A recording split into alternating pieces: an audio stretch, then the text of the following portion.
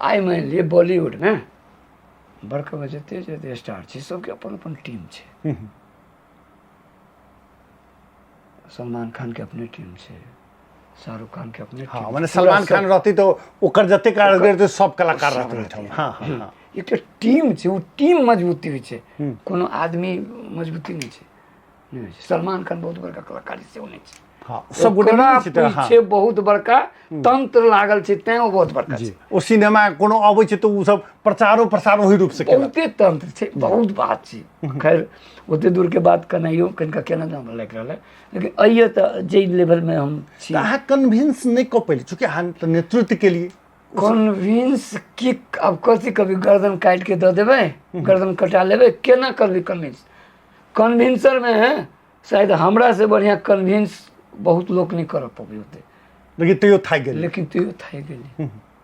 लेकिन अहाँ कन्विंस नहीं कऽ सकलिए। लेकिन एखने के समय में कलकतिया वाली जे छै से विजय उ टीम बना के तो सफल भऽ गेलै ने। नहीं देखियो एगो बात कहि रहल छै,